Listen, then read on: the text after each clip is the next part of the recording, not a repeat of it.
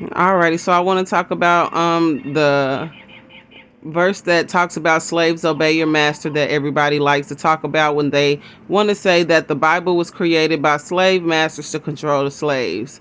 So we were never taught the full context of this scripture, and it's literally information back to back that counteracts everything that people try to say to turn you against the word.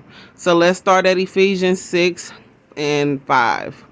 Slaves, obey your earthly master with respect and fear and sincerity of heart, just as you would obey Christ. And do this not only to please them while they're watching, but as servants of Christ, doing the will of God from your heart, serve with good will, as the Lord and not to men.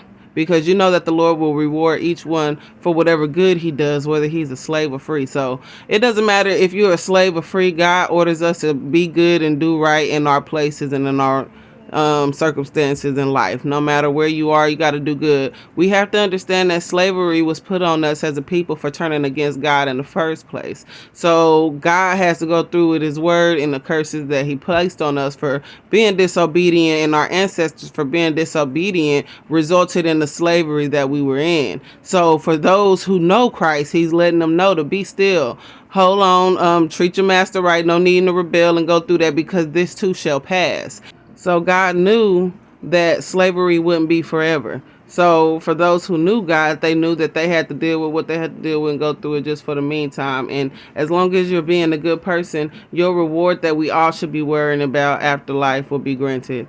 And then next thing that comes up after you read slaves obey your earthly master that they don't like to talk about is, and masters, do the same for your slaves. Give up your use of threats, because you know that he who is both their masters and yours is in heaven, and there is no favoritism with him.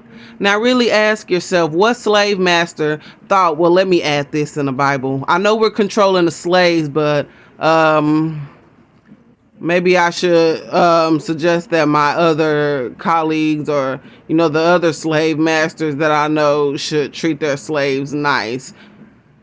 No, this was a command from God. Just because he told us to obey our earthly masters doesn't mean that they could beat us and do to us what they've done. Because God said no, there's no favoritism between the slave or the master. You both got to answer to God. And they know that. But people will take this one verse and slap the world with it like God wanted us to be slaves, and not even go with the full context of it. The reason why we went to slavery in the first place is turning against God. And the more we turn against God, the more enslaved we become. God promises us freedom, true freedom on earth and in heaven. So if you get this message, do not let anyone turn you against the Bible saying that it is for slaves, because it is not.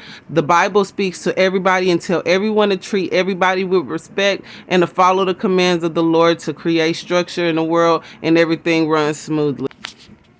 So I hope y'all understand what I was saying with this. Slaves, obey your earthly master has a full context, because it also tells the master to do the same for your slaves. So the masters had a command to keep up with too. They just did not. Doesn't make the Bible a tool for slavery.